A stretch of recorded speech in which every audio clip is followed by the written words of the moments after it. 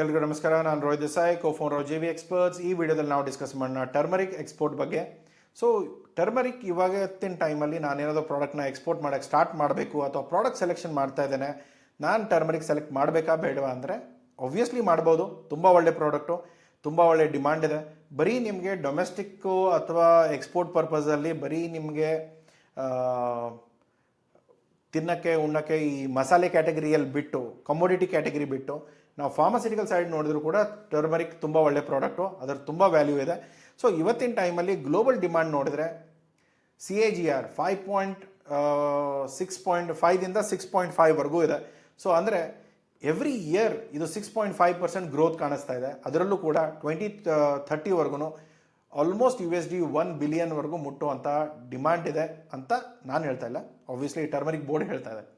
So ನೀವು ಏನು ಮಾಡ್ಬೋದು, ಹೈ ವ್ಯಾಲ್ಯೂ ಕಮೋಡಿಟಿಯೂ ಇದೆ, ಹೈ ವ್ಯಾಲ್ಯೂ ನ್ಯೂಟ್ರಾಸಿಟಿಕಲ್ ಪ್ರಾಡಕ್ಟ್ ಕೂಡ ಟರ್ಮರಿಕ್ ಇದೆ. ಸೊ ಹಾಗಾಗಿ ತುಂಬ ಮಾರ್ಕೆಟು ಇವತ್ತಿನ ಟೈಮಲ್ಲಿ ಕಮೋಡಿಟಿಗಿಂತನೂ ನ್ಯೂಟ್ರಾಸಿಟಿಕಲಲ್ಲಿ ಒಳ್ಳೆ ದುಡ್ಡು ಮಾಡ್ತಾ ಇದ್ದಾರೆ. ನೀವು ಕೂಡ ಮಾಡ್ಬೋದು. Quality end of the day ಏನು ಅದ್ರ ಬಗ್ಗೆ ಡಿಸ್ಕಸ್ ಮಾಡೋಣ. ಸೊ ಇವಾಗ ಆಲ್ಮೋಸ್ಟ್ 75% ವರ್ಲ್ಡ್ ಪ್ರೊಡಕ್ಷನ್ ನಾವು ಮಾಡ್ತಾ ಇದ್ದೇವೆ. 75% ಏನಿದೆ ಟರ್ಮರಿಕ್ನ ನಾವು ಇಂಡಿಯಾದಲ್ಲಿ ಪ್ರೊಡ್ಯೂಸ್ ಮಾಡ್ತೇವೆ. ಅದು ಎಕ್ಸ್ಪೋರ್ಟಲ್ಲಿ 70% ನಾವು ಸಪ್ಲೈ ಮಾಡ್ತಾ ಇದ್ದೇವೆ. ಸೊ ಅದನ್ನು ಬಿಟ್ಟು 30%ಅಲ್ಲಿ ಬೇರೆ ಬೇರೆ ದೇಶಗಳು ಬರುತ್ತೆ. ಫಾರ್ ಎಕ್ಸಾಂಪಲ್ ಯಾವುದು, ಪೇರು, ಫಿಜಿ, ಮಯನ್ಮಾರು, ಬೇರೆ ಬೇರೆ ದೇಶಗಳು ಸ್ವಲ್ಪ ಬೆಳೆದ್ಬಿಟ್ಟು ಅವರವರೇ ಎಕ್ಸ್ಪೋರ್ಟ್ ಮಾಡ್ತಾ ಇದ್ದಾರೆ. ಬಟ್ ನಮ್ಮನ್ನು ರಿಪ್ಲೇಸ್ ಮಾಡೋವಂಥ ಕ್ವಾಂಟಿಟಿ ಇಲ್ಲ. ಬಟ್ ಆದರೆ ಏನು ಸಮಸ್ಯೆ ಏನಿದೆ ಅಂತಂದರೆ, ನಾವು ತುಂಬ ವಾಲ್ಯೂಮಲ್ಲಿ ಎಕ್ಸ್ಪೋರ್ಟ್ ಮಾಡ್ತೇವೆ, ಬಟ್ ಪ್ರೈಸಿಂಗ್ ನೋಡಿದ್ರೆ ಅಷ್ಟು ಒಳ್ಳೆಯ ಪ್ರೈಸಿಂಗ್ ಇಲ್ಲ. ಅದು ಕೂಡ ಹೈ ಕ್ಯುಕ್ಯುಮಿನ್ ಲೆವೆಲ್ ಅಂತೂ ನಮ್ಮ ಹತ್ರ ಇಲ್ಲವೇ ಇಲ್ಲ. ಓಕೆ, ಸೊ ಇವತ್ತಿನ ಟೈಮಲ್ಲಿ ನೀವೇನಾದರೂ US, ಯುರೋಪ್ ನೋಡಿದ್ರೆ ಒಂದು ಸ್ಟ್ರಿಕ್ಟ್ ರೆಗ್ಯುಲೇಷನ್ಸ್ ಇದೆ, ರಿಕ್ವೈರ್ಮೆಂಟ್ಸ್ ಇದೆ. ಬಟ್ ಆದರೆ ಏನು ಕ್ಯುಕ್ಯುಮಿನ್ ಲೆವೆಲ್ ಕೂಡ ಹೈ ಇರಬೇಕಾಗುತ್ತೆ. ಫಾರ್ಮಾಸ್ಯೂಟಿಕಲ್ಸ್ಗಳಿಗೆ ನ್ಯೂಟ್ರಾಸಿಟಿಕಲ್ ಅಂತ ಹೇಳ್ತೇವೆ. ಸೊ ನ್ಯೂಟ್ರಾಸಿಟಿಕಲ್ ಕ್ಯಾಟಗರಿಯಲ್ಲಿ ನೀವು ಎಕ್ಸ್ಪೋರ್ಟ್ ಮಾಡಬೇಕಂದಾಗ ಸೊ ಸ್ವಲ್ಪ ಹೈ ಕ್ವಾಲಿಟಿ ಟರ್ಮರಿಕ್ ಇತ್ತು ಅಂದರೆ ತುಂಬ ಒಳ್ಳೆಯದು. ಅದರಲ್ಲೂ ಕೂಡ ವಾಲ್ಯೂಮ್ ಬಿಟ್ಟು ನೀವೇನಾದರೂ ವ್ಯಾಲ್ಯೂ ಬೇಸ್ಡ್ ಸ್ಟ್ರಾಟಜಿ ಯೂಸ್ ಮಾಡಿದ್ರೆ ನಿಮಗೆ ತುಂಬ ಪ್ರಾಫಿಟ್ ಇದೆ. ಇವತ್ತು ಕೂಡ ನಾವು ಅದೇ ಥರದ ಇದನ್ನು ಬೆಳೆಕೊಂಡು ಅದನ್ನೇ ನಾವು ಎಕ್ಸ್ಪೋರ್ಟ್ ಮಾಡ್ತೇವೆ ಅಂತಂದರೆ ನಾರ್ಮಲಿ ಅದು ಮಸಾಲೆಗಳಿಗೆ ಈ ಇದಕ್ಕೆ ನಾವು ಯೂಸ್ ಮಾಡ್ತೇವಲ್ಲ, ಸೊ ಆ ಥರ ಏನಾದರೂ ಯೂಸ್ ಮಾಡೋದಾದರೆ ಯೂಸ್ ಮಾಡ್ಬೋದು. ಬಟ್ ಆದರೆ ನ್ಯೂಟ್ರಾಸಿಟಿಕಲಲ್ಲಿರೋಷ್ಟು ದುಡ್ಡು ನಾರ್ಮಲಿ ನಮಗೆ ಡೊಮೆಸ್ಟಿಕ್ ಮಾರ್ಕೆಟಲ್ಲಿ ಕಮೋಡಿಟಿ ಕ್ಯಾಟಗರಿಯಲ್ಲಿ ಸಿಗಲ್ಲ. ಓಕೆ, ಎಸೆನ್ಷಿಯಲ್ ಮಾರ್ಕೆಟಿಂಗ್ ಸ್ಟ್ರಾಟಜಿ ಏನು, ಸೆಗ್ಮೆಂಟ್ನ ಡಿಫ್ರೆನ್ಷಿಯೇಟ್ ಮಾಡ್ಕೊಳ್ಳಿ. ನಾನು ಆಲ್ರೆಡಿ ಹೇಳ್ತಾ ಇದ್ದೇನೆ, ನ್ಯೂಟ್ರಾಸಿಟಿಕಲಲ್ಲಿ ದುಡ್ಡಿದೆ, ಕಮೋಡಿಟಿಯಲ್ಲಿ ದುಡ್ಡಿಲ್ಲ. ಅದರಲ್ಲೂ ಕೂಡ ಮೇಯ್ನಾಗಿ ನೀವೇನಾದರೂ FPOs ಆಗಿರ್ಬೋದು, ಕಾಂಟ್ರಾಕ್ಟ್ ಮ್ಯಾನುಫ್ಯಾಕ್ಚರಿಂಗ್ ಫ್ಯೂಚರ್ ಕಾಂಟ್ರಾಕ್ಟ್ಸ್ ಮಾಡ್ಬೋದು, ಅಥವಾ ಇನ್ವೆಸ್ಟರ್ ಫಾರ್ಮಿಂಗ್ ಏನಾದರೂ ಮಾಡಿಕೊಂಡು ಅವ್ರ ಹತ್ರ ಏನಾದರೂ ವರ್ಕೌಟ್ ಮಾಡಿಕೊಂಡ್ರೆ ತುಂಬ ಒಳ್ಳೆಯದು. ಅದರಲ್ಲೂ ನೀವು ಟರ್ಮರಿಕ್ಗಳನ್ನ ಯಾವ ವೇರಿಯಂಟ್ನ ನೀವು ಡೀಲ್ ಮಾಡ್ತೀರಾ ಅನ್ನೋದಾದರೆ GI ಟ್ಯಾಗ್ಡ್ ವೇರಿಯಂಟ್ಸ್ ಯಾವುದಿದೆ, ಯಾವ ಡಿಸ್ಟಿಕಲ್ಲಿ ಯಾವ ಸ್ಟೇಟಿಗೆ ಈ ಟ್ಯಾಗ್ಗಳು ಸಿಕ್ಕಿದೆ, ಎಲ್ಲಿಂದ ಸಿಗುತ್ತೆ, ಯಾವ ಒಳ್ಳೆ ಕ್ವಾಲಿಟಿ ಇದೆ, ಯಾವ ಗ್ರೇಡ್ ಇದೆ, ಅದನ್ನು ನೋಡಿಕೊಂಡು ನೀವೇನಾದರೂ ಎಕ್ಸ್ಪೋರ್ಟ್ ಮಾಡೋದಾದರೆ ತುಂಬ ಒಳ್ಳೆ ಕ್ವಾಲಿಟಿಯಲ್ಲಿ ಎಕ್ಸ್ಪೋರ್ಟ್ ಮಾಡ್ಬೋದು. ಅದೇ ನೀವು ಬೇರೆ ಎಲ್ಲ ವೇರಿಯಂಟ್ ಇದೆ ಸರ್, ನಾರ್ಮಲ್ ಅದೇ ವೇರಿಯಂಟ್ನ ನಾವು ಕೂಡ ಇಲ್ಲೇ ಬೆಳ್ಕೊಂಡು ಮಾರುತ್ತೇವೆ ಅಂದರೆ ಮಾಡ್ಬೋದು. ಬಟ್ GI ಟ್ಯಾಗ್ಡು ನಿಮಗೆ ಆ ಪ್ರಾಡಕ್ಟ್ಗಳು ಸಿಗಲ್ಲ. ಓಕೆ, ಇಂಪ್ಲಿಮೆಂಟೇಷನ್ ಅದರಲ್ಲಿ ಏನು, ಟ್ರೇಸಬಿಲಿಟಿ ಇರ್ಬೋದು, ಟೆಸ್ಟ್ ಸರ್ಟಿಫಿಕೇಟ್ಸ್ ಇರ್ಬೋದು, ಇದನ್ನೆಲ್ಲ ನಾರ್ಮಲಿ ನಿಮಗೆ ಬಾಯರ್ಗಳು ಬೇಗ ಟ್ರಸ್ಟ್ ಮಾಡಿದ್ರೆ ನಿಮಗೆ ಅಡ್ವಾನ್ಸ್ ದುಡ್ಡು ಸಿಗುತ್ತೆ. ಸೊ ತುಂಬ ಜನಕ್ಕೆ ಪ್ರಶ್ನೆ ಇರುತ್ತೆ, ಸರ್ ಟರ್ಮರಿಕಲ್ಲಿ ಅಥವಾ ಬೇರೆ ಪ್ರಾಡಕ್ಟ್ಗಳಲ್ಲಿ ನಮಗೆ ಅಡ್ವಾನ್ಸ್ ಪೇಮೆಂಟ್ ಸಿಗುತ್ತೆ. ಅಡ್ವಾನ್ಸ್ ಪೇಮೆಂಟ್ ಅಂದರೆ ಒಂದು ಏನಂತಂದರೆ, ನೀವು ಮಾತಾಡಿದಾಗ ನಿಮ್ಮ ಮೇಲೆ ನಂಬಿಕೆ ಬಂತು ಅಂದರೆ ಅವ್ರು ನಿಮ್ಗೆ ಅಡ್ವಾನ್ಸ್ ಪೇಮೆಂಟ್ ಕೊಡ್ತಾರೆ. ಒಂದು ವೇಳೆ ನಂಬಿಕೆ ಇಲ್ಲ, ಸ್ವಲ್ಪ ಹಾಗೀಗ ಅನಿಸಿದ್ದೀರಾ, ನಾನು ದುಡ್ಡು ತೊಗೊಂಡು ಓಡೋಗ್ತೀನ ಅಂತ ಅಂದ್ಕೊಂಡ್ರೆ ನಾರ್ಮಲಿ ಯಾರೂ ನಮ್ಮನ್ನು ನಂಬಿ ದುಡ್ಡು ಕೊಡೋಕ್ಕೆ ಹೋಗಲ್ಲ. ಸೊ ಅದು ನಾರ್ಮಲಿ ಇಂಪಾರ್ಟೆಂಟು. ಅದ್ರ ಜೊತೆಗೆ ನೀವು ಕಾನ್ಫಿಡೆನ್ಸ್ ಎಷ್ಟು ಕೊಡೋಕ್ಕಾಗತ್ತೆ, ಏನು ನೀವೆಲ್ಲ ಮಾಡೋಕ್ಕಾಗತ್ತೆ, ಯಾವ ಸಪೋರ್ಟ್ ಕೊಡೋಕ್ಕಾಗತ್ತೆ, ಅದ್ರ ಮೇಲೆ ಪ್ರತಿಯೊಂದು ಡಿಪೆಂಡ್ ಆಗಿರುತ್ತೆ. ಅದನ್ನು ನೋಡ್ಕೊಳ್ಳಿ. ಸೊ ಇಲ್ಲಿ ಮೇನ್ಲಿ ಫುಡ್ ಸೇಫ್ಟಿ ಸರ್ಟಿಫಿಕೇಷನ್ಸು, ಆರ್ಗ್ಯಾನಿಕ್ಕು, ಪ್ರತಿಯೊಂದು ನೀವು ಇವಾಗ ನೋಡಿ, ನಮಗೆ ಕ್ಯುಕ್ಯುಮಿನ್ ಕಳಿಸೋದಾದರೆ ಅದು ಎಸ್ಪೆಷಲಿ ಯುರೋಪಿಯನ್ ಯೂನಿಯನ್ನು ಮತ್ತು US FDA ಬೇಕಾಗುತ್ತೆ. ಯುರೋಪಿಯನ್ ಯೂನಿಯನ್ ಅವ್ರದ್ದೇ ಸರ್ಟಿಫಿಕೇಷನ್ಸ್ ಇದೆ. ಇದನ್ನೆಲ್ಲ ಮಾಡ್ಕೊಳ್ಳೋದ್ರಲ್ಲಿ ನಮಗೆ ಖರ್ಚು ಬರುತ್ತೆ. ಸೊ ನಾವೇನು ಮಾಡ್ತೇವೆ, ಸರ್ ಎಲ್ಲ ತುಂಬ ಖರ್ಚು ಬೇಡ ಬಿಡಿ, ಖರ್ಚು ಬೇಡ ಅಂತಂದು ಅಂದ್ಕೊಂಡಾಗ ನಿಮಗೆ ಉಳಿಯೋ ಮಾರ್ಕೆಟ್ಗಳು ಯಾವುದು, GCC ಕಂಟ್ರೀಸು, ಮಿಡ್ಲ್ ಈಸ್ಟು ಬಿಟ್ಟರೆ ನಾರ್ತ್ ಆಫ್ರಿಕಾ, ಇವೆರಡೂ ಮಾರ್ಕೆಟ್ಗಳಲ್ಲೂ ಕೂಡ ತುಂಬ ಒಳ್ಳೆ ರೇಟ್ಸ್ಗಳೇನಿಲ್ಲ, ಆ್ಯಾವ್ರೇಜ್ ರೇಟ್ಸ್ಗಳೇ ಇದೆ. ಸೊ ಅವಾಗ ಏನು ಸಮಸ್ಯೆ ಬರುತ್ತೆ, ಸರ್ ಇವಾಗ ಎಕ್ಸ್ಪೋರ್ಟ್ ಅಂತೂ ಮಾಡ್ತಾ ಇದ್ದೇವೆ, ಬಟ್ ಏನೋ ಅಂಥದ್ದು ಒಳ್ಳೆ ನಮಗೇನು ಬಿಸ್ನೆಸ್ಗಳು ಬೆಳೀತಾ ಇಲ್ಲ, ಅಥವಾ ನಮ್ಮ ಏನು ಆರ್ಡರ್ಸ್ಗಳು ಬರ್ತಾ ಇಲ್ಲ, ಬಂದಿರೋ ಆರ್ಡರ್ಸಲ್ಲೂ ಕೂಡ ತುಂಬ ನೆಗೋಷಿಯೇಷನ್ ಇದೆ, ಏನೂ ವರ್ಕೌಟ್ ಆಗ್ತಾ ಇಲ್ಲ ಅನ್ನೋ ಸಮಸ್ಯೆಗಳು ಬರುತ್ತೆ. ಸೊ ಅದಕ್ಕೆ ಸ್ವಲ್ಪ ಇನ್ವೆಸ್ಟ್ ಮಾಡಿಕೊಂಡು ಕೆಲಸ ಮಾಡಿದ್ರೆ ನಿಮ್ಗೆ ಒಳ್ಳೆಯದಾಗುತ್ತೆ, ನೋಡ್ಕೊಳ್ಳಿ. ಸೊ ಎಚ್ ಎಸ್ ಕೋಡ್ ಬಂದು ಇವೆಲ್ಲ ಕ್ಯಾಟಗರೀಸ್ ಇದೆ. ಅದರಲ್ಲೂ ಕೂಡ ನಿಮ್ಗೇನಾದರೂ ಎಕ್ಸ್ಟ್ರಾಕ್ಷನ್ ಕ್ಯಾಟಗರೀಸ್ ಏನಾದರೂ ವರ್ಕೌಟ್ ಮಾಡ್ತಾ ಇದ್ದರೆ, ಪೌಡರು, ಡ್ರೈ, ಫ್ರೆಶ್ ಎಲ್ಲ ಓಕೆ. ಫ್ರೆಶಲ್ಲೂ ಕೂಡ ನೀವು ಎಕ್ಸ್ಟ್ರಾಕ್ಟ್ ಮಾಡುವಂಥ ಚಾನ್ಸಸ್ ಇದೆ. ಅದನ್ನು ಕೂಡ ನೀವೇನೋ ವರ್ಕೌಟ್ ಮಾಡಿಕೊಂಡ್ರೆ ತುಂಬ ಒಳ್ಳೆಯದು. ಸೊ ಪ್ರೈಸಿಂಗು ಮತ್ತು ಮಾರ್ಕೆಟ್ ಸೆಗ್ಮೆಂಟೇಷನ್ಸ್ ಏನು. ಸೊ ಇವಾಗ ಬಲ್ಕಲ್ಲಿ ಕಳಿಸೋದಾದರೆ ಏನು ಪ್ರೈಸ್ಗಳ ಬಗ್ಗೆ ಯೋಚನೆ ಮಾಡ್ತಾ ಇಲ್ಲ, ಬಲ್ಕಲ್ಲಿ ನಮ್ಮ ಹತ್ರ ಮೆಟೀರಿಯಲ್ ಬಿದ್ದಿದೆ, ಏನೋ ಲೋ ಕ್ವಾಲಿಟಿದು ಅದನ್ನೇ ಕಳಿಸೋಣ ಅಂತಂದರೆ ಏಷ್ಯಾದಲ್ಲಿ middle is to, north Africa, Bangladesh ಇವರಿಗೆಲ್ಲ ನೀವು ಕಳಿಸ್ಬೋದು. ಸೊ ಇದರಲ್ಲಿ ಬಲ್ಕ್ ಕಮೋಡಿಟಿ ಟರ್ಮರಿಕ್ನ ನೀವೇನಾದರೂ ಎಕ್ಸ್ಪೋರ್ಟ್ ಮಾಡೋದಾದರೆ ಏನು ರೇಟಿಗೆ ಎಕ್ಸ್ಪೋರ್ಟ್ ಮಾಡ್ಬೋದು? 21 ರೂಪಾಯಿಂದ 62 ರೂಪಾಯಿ ಪರ್ ಕೆ ಜಿ. ಸೊ ಈ ಪ್ರೈಸಲ್ಲಿ ಲೋ ಗ್ರೇಡ್ ಹೋಗುತ್ತೆ. ಓಕೆ. ಸೊ ಹೈ ಕ್ವಾಲಿಟೀಸ್ ಅಂದರೆ 200ರಿಂದ 480.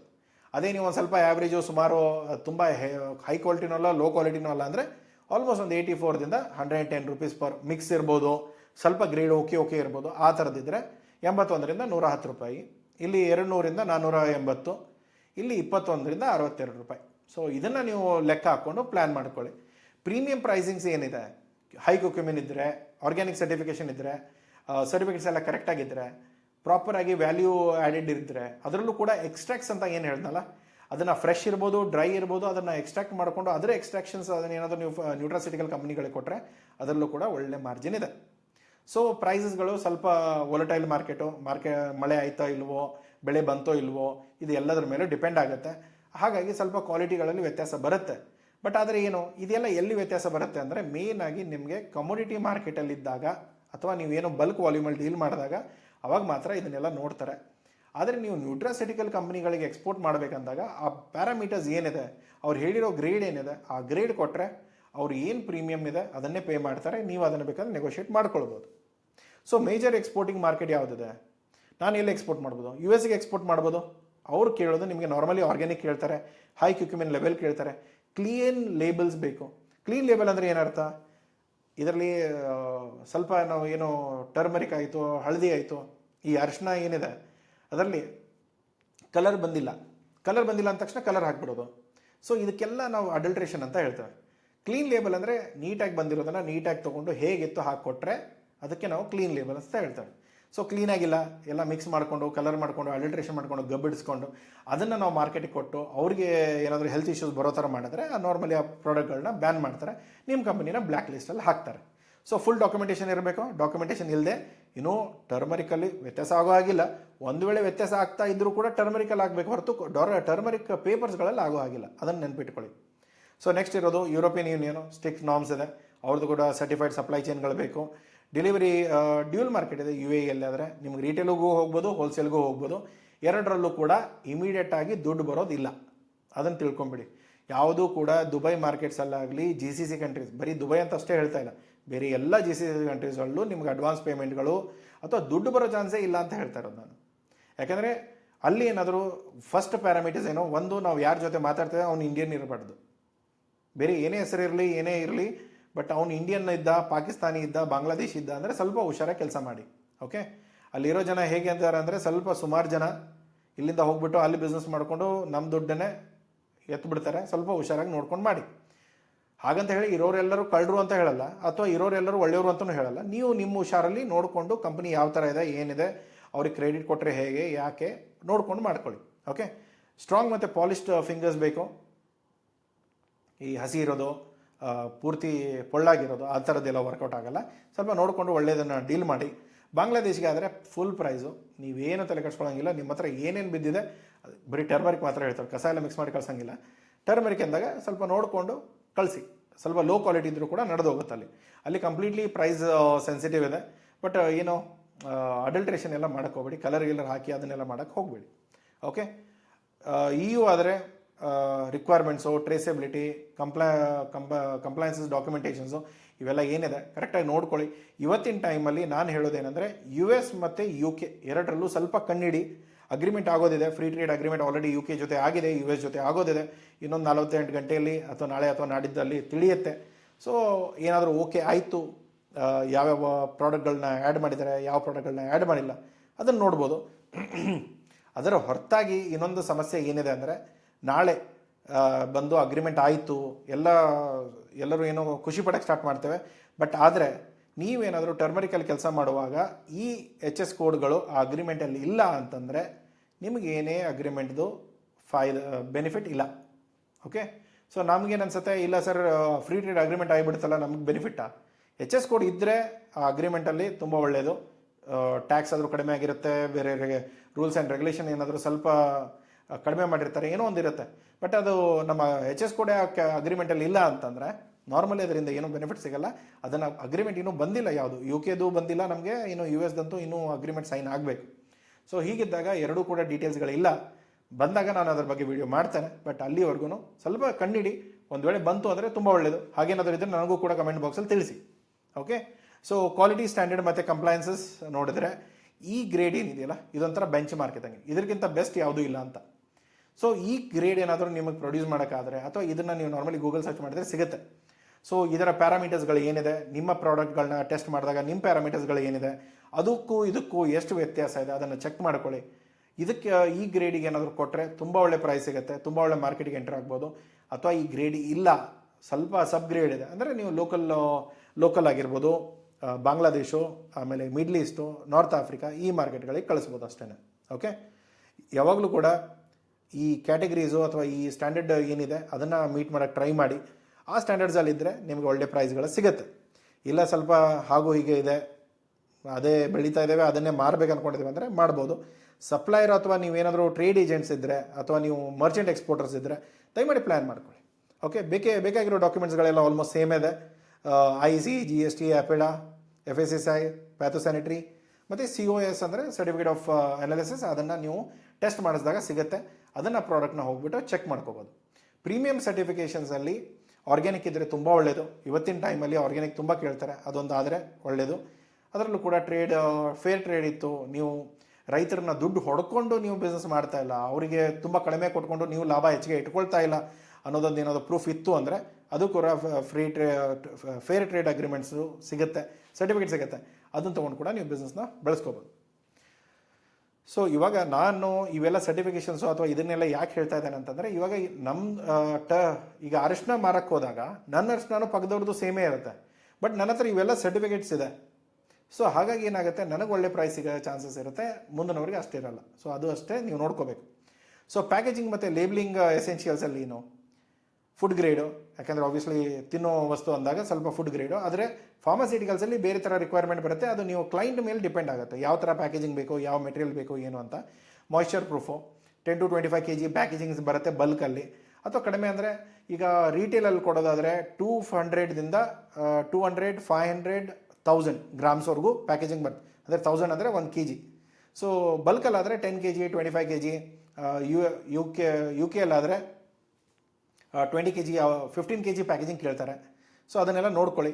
ಅದರಲ್ಲೂ ಕೂಡ ನೀವು ರೀಟೇಲಲ್ಲಿ ಕಳಿಸುವಾಗ ನಮ್ಮಲ್ಲೆಲ್ಲ ಒಂಥರ ರಟ್ಟಿಂದು ಬಾಕ್ಸ್ಗಳು ಬರುತ್ತೆ ಮಸಾಲೆಗಳದ್ದು, ಟರ್ಮರಿಕ್ ಎಲ್ಲ.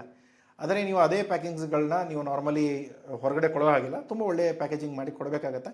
ಅದನ್ನು ಕೂಡ ನೋಡ್ಕೊಳ್ಳಿ. ಲೇಬ್ಲಿಂಗು, ಪ್ರಾಡಕ್ಟ್ ಹೆಸರು, ವೆರೈಟಿ ಏನು, ನೆಟ್ ವೆಯ್ಟ್ ಏನು, ಬ್ಯಾಚ್ ನಂಬರ್ ಏನು, ಒರಿಜಿನ್ ಏನು, ಶೆಲ್ಫ್ ಲೈಫ್ ಎಷ್ಟು, ಸರ್ಟಿಫಿಕೇಟ್ಸ್ ಏನಿದೆ, ಪ್ಲಸ್ ಲೋಗೋ ಏನು, ಇಂಪೋರ್ಟರ್ ಯಾರು, ಎಕ್ಸ್ಪೋರ್ಟರ್ ಯಾರು, ಮ್ಯಾನುಫ್ಯಾಕ್ಚರ್ ಯಾರು, ಟ್ರೇಡರ್ ಯಾರು, ಆಮೇಲೆ ನಿಮ್ಮ FSSI ಏನು ನಂಬರ್ಗಳಿದೆ ಅದನ್ನೆಲ್ಲವೂ ಕೂಡ ಕರೆಕ್ಟಾಗಿ ಮೆನ್ಷನ್ ಮಾಡಬೇಕಾಗತ್ತೆ. ಸೊ ಇಲ್ಲಿ ನೀವು ಗೆದಿಯೋಕ್ಕೆ ಬ್ಲೂ ಪ್ರಿಂಟ್ ಏನು, ನೀವೇನು ಮಾಡಿದರೆ ಈ ಟರ್ಮರಿಕ್ ಬಿಸ್ನೆಸ್ಸಲ್ಲಿ ಬೆಳಿಬೋದು ಅಥವಾ ಕರೆಕ್ಟಾಗಿ ಮಾಡಿದರೆ ಎಲ್ಲಿ ನಾವು ಸಕ್ಸಸ್ ಪಡಿಬೋದು ಅನ್ನೋದಂದರೆ ಪ್ರಾಡಕ್ಟ್ ಡಿಫ್ರೆನ್ಷಿಯೇಟ್ ಮಾಡ್ಕೊಳ್ಳಿ. ನನ್ನ ಹತ್ರ ಇರೋದು ಪಕ್ಕದವನ ಹತ್ರ ಇರೋದು ಸೇಮ್ ಅಂದಾಗ ನಾರ್ಮಲಿ ನನಗೂ ಅವನಿಗೂ ಏನು ಎಷ್ಟೇ ಚೆನ್ನಾಗಿ ಮಾಡಿರಲಿ, ಏನೇ ಒಳ್ಳೆ ಪ್ಯಾಕೇಜಿಂಗ್ ಮಾಡಿರಲಿ, but end of the day product ಒಂದೇ ಇರೋದ್ರಿಂದ ಏನು ತುಂಬ ಅಷ್ಟು ವ್ಯತ್ಯಾಸ ಬೀಳಲ್ಲ.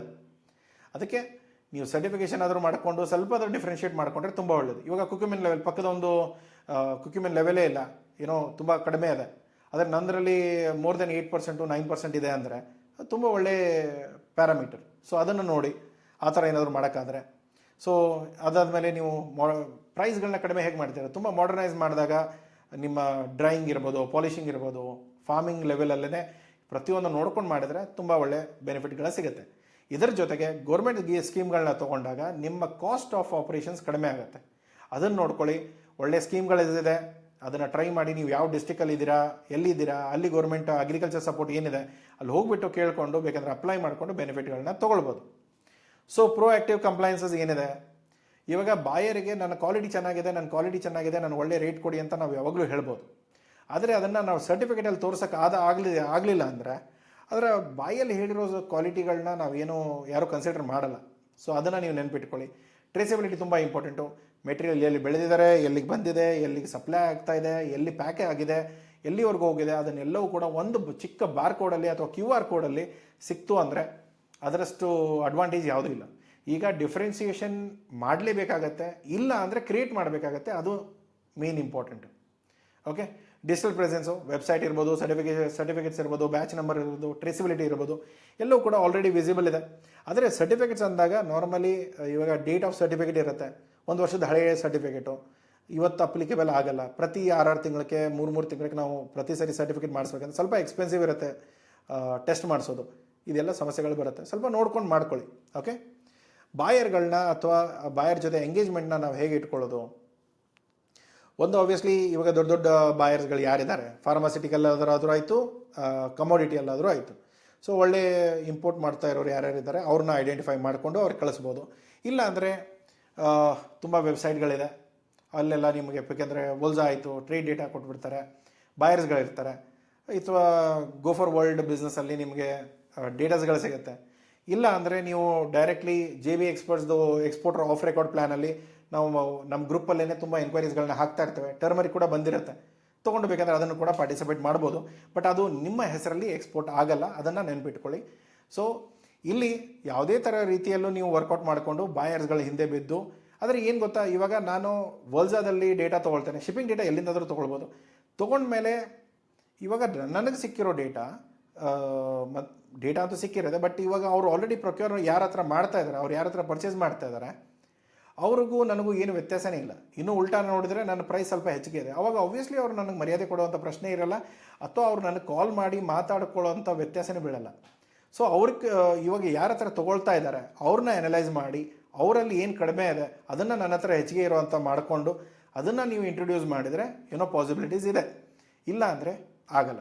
ಓಕೆ, ಸೊ ಟ್ರೇಡ್ ಫೇರ್ಸ್ಗಳನ್ನ ಇಷ್ಟೆಲ್ಲ ಟ್ರೇಡ್ ಫೇರ್ಸ್ಗಳು ನಡೀತಾ ಇರುತ್ತೆ. ಮಸಾಲೆದಾಯಿತು, ಊಟದ್ದಾಯಿತು, ತಿನ್ನೋದಾಯಿತು, ನೋಡ್ಕೊಳ್ಳಿ, ಪಾರ್ಟಿಸಿಪೇಟ್ ಮಾಡಿ. ಅಸೋಸಿಯೇಷನ್ಸ್ಗಳಿದೆ ಸಪ್ರೇಟಾಗಿ ಸ್ಪೈಸ್ಗಳಿಗೆ, ಅದನ್ನು ಹೋಗಿ ಪಾರ್ಟಿಸಿಪೇಟ್ ಮಾಡ್ಕೊಳ್ಳಿ. ಸೊ ಇವಾಗ ನೀವು ಮಾಡಬೇಕಾಗಿರೋ ಕೆಲಸ ಏನು? ಒಂದು, ಹೈ ಕ್ಯುಕ್ಯುಮಿನ್. ಇವಾಗ ನೀವೇನಾದರೂ ಮ್ಯಾನುಫ್ಯಾಕ್ಚರ್ ಮಾಡ್ತಾ ಇಲ್ಲ ಅಂದರೆ ಹೈ ಕ್ಯುಕ್ಯುಮಿನ್ ಎಲ್ಲಿ ಬೆಳೀತಾ ಇದ್ದಾರೆ, ಎಲ್ಲಿ ಸಿಗುತ್ತೆ, ಅಥವಾ ಆ ಥರ ಯಾರು ಮ್ಯಾನುಫ್ಯಾಕ್ಚರ್ಸ್ ಇದ್ದಾರೆ ಅವ್ರ ಜೊತೆ ಟೈಪ್ ಮಾಡ್ಕೊಳ್ಳಿ. ಇಲ್ಲ ಸರ್ಟಿಫಿಕೇಟ್ ಟರ್ಮರಿಕ್ ಏನಿದೆ ಅದನ್ನು ಪ್ಲ್ಯಾನ್ ಮಾಡ್ಕೊಳ್ಳಿ. ಎಲ್ಲದರಲ್ಲೂ ಕೂಡ ಯಾವಾಗಲೂ ಕೂಡ ಒಂದು ಆಪ್ಷನ್, ಯಾವಾಗಲೂ ಇಂಪ್ರೂವ್ಮೆಂಟಿಗೆ ಒಂದು ಆಪ್ಷನ್ ಇದ್ದೇ ಇರುತ್ತೆ, ಅದನ್ನು ಟ್ರೈ ಮಾಡಿ. ಬ್ರ್ಯಾಂಡ್ ಇಂಡಿಯಾ GI ಟ್ಯಾಗ್ಡ್ ಏನು ವೇರಿಯಂಟ್ಸ್ ಇದೆ ಅದನ್ನು ನೋಡ್ಕೊಳ್ಳಿ. ಟ್ರೇಸಬಿಲಿಟಿ ಇರ್ಬೋದು, ಸರ್ಟಿಫಿಕೇಟ್ಸ್ ಇರ್ಬೋದು, ರೆಗ್ಯುಲೇಷನ್ಸ್ ಇರ್ಬೋದು, ರೂಟೀನ್ ಕಂಪ್ಲೈನ್ಸಸ್ ಅಪ್ಡೇಟ್ ಇರ್ಬೋದು. ಯಾಕೆಂದರೆ ಒನ್ ಟೈಮ್ ಇನ್ ಕೆಲಸ ಅಲ್ಲ, ಕಂಪ್ಲೈನ್ಸಸ್ ಯಾವಾಗಲೂ ಚೇಂಜ್ ಆಗ್ತಾ ಇರುತ್ತೆ, ನೀವು ರೂಲ್ಸ್ಗಳನ್ನ ಫಾಲೋ ಮಾಡ್ತಾ ಇರಬೇಕು. ನಿಮಗೆ ಏನಾದರೂ ವ್ಯತ್ಯಾಸಗಳಿದ್ದರೆ ದಯಮಾಡಿ ತಿಳಿಸಿ, ಅದನ್ನು ನಾವು ನಿಮಗೆ ಹೆಲ್ಪ್ ಮಾಡ್ತೇವೆ. ಸೊ ನೆಕ್ಸ್ಟ್ ಇರೋದು ಪ್ರಾಕ್ಟಿಕಲು, ಇಂಟರ್ನ್ಯಾಷನಲ್ ಟ್ರೇಡ್ ಫೇರ್ಸು ಮತ್ತು B2B ಆನ್ಲೈನ್ ವೆಬ್ಸೈಟ್ಗಳಲ್ಲಿ ನೀವು ವಿಸಿಟ್ ಮಾಡಿಕೊಂಡು ಮಾಡ್ಬೋದು. ಸೊ ಈ ಎಲ್ಲ ಬೆನಿಫಿಟ್ಸ್ಗಳಿರುತ್ತೆ, ಒಳ್ಳೆ ಬಿಸ್ನೆಸ್ನ ಬೆಳೆಸ್ಕೊಂಡು ಮಾಡಿಕೊಂಡು ಹೋಗ್ಬೋದು. ಯಾವುದೇ ಥರದ ಸಮಸ್ಯೆಗಳಿದ್ದರೆ JB ಎಕ್ಸ್ಪರ್ಟ್ಸ್ ಇದ್ದಾರೆ, ಏನೇ ಇದ್ರೂ ಕಾಂಟ್ಯಾಕ್ಟ್ ಮಾಡಿ ತಿಳಿಸಿ, ಹೇಗಿದೆ, ಏನಾಗುತ್ತೆ, ಏನು ಅಂತ ನಾನು ಹೆಲ್ಪ್ ಮಾಡ್ತೇನೆ. ಟ್ರೈ ಮಾಡಿಕೊಂಡು ಎಕ್ಸ್ಪೋರ್ಟ್ ಬಿಸ್ನೆಸ್ನ ಸರಿ ಮಾಡ್ಕೊಂಡು ಹೋಗಿ. ಫ್ರೀಯಾಗಿ ಸಪೋರ್ಟ್ ಬೇಕಂದರೆ ಕಮೆಂಟ್ ಬಾಕ್ಸ್ ಓಪನ್ ಇದೆ, ಅಲ್ಲಿ ನಿಮ್ಮ ಪ್ರಶ್ನೆಗಳನ್ನ ಹಾಕಿ. ಪೇಯ್ಡ್ ಸರ್ವಿಸ್ ಬೇಕು, ಯಾವುದಾದ್ರೂ ಪ್ರೀಮಿಯಂ ಸರ್ವಿಸ್ಗಳು ಬೇಕಂದರೆ ಅದನ್ನು ನೀವು ಕಾಲ್ ಮಾಡಿ ಅಥವಾ ವಾಟ್ಸಪ್ ಮಾಡಿ ತೊಗೊಳ್ಬೋದು. ಲಿಂಕು ಡಿಸ್ಕ್ರಿಪ್ಷನ್ನಲ್ಲಿದೆ, ಆ ಫಾರ್ಮ್ ಫಿಲ್ ಮಾಡಿದ್ರು ನಮ್ಮ ಟೀಮ್ ಅವ್ರು ಕಾಲ್ ಮಾಡ್ತಾರೆ. ಇಲ್ಲ ಅಂದರೆ ನೀವೇ ಕಾಲ್ ಮಾಡಿಕೊಂಡು ಅಥವಾ ವಾಟ್ಸಪ್ ಮಾಡಿಕೊಂಡು ಸರ್ವಿಸ್ಗಳನ್ನ ತೊಗೊಳ್ಬೋದು. Okay, so thank you so much for watching this. ಇಷ್ಟ ಆಗಿದ್ರೆ ಲೈಕ್ ಮಾಡಿ, ಸಬ್ಸ್ಕ್ರೈಬ್ ಮಾಡಿ, ಬೆಲ್ ಐಕಾನ್ನ ಟರ್ನ್ ಆನ್ ಮಾಡ್ಕೊಳ್ಳಿ. ಸಿಗೋಣ ಮುಂದಿನ ವೀಡಿಯೋದಲ್ಲಿ. ಟೇಕ್ ಕೇರ್, ಬಾಯ್.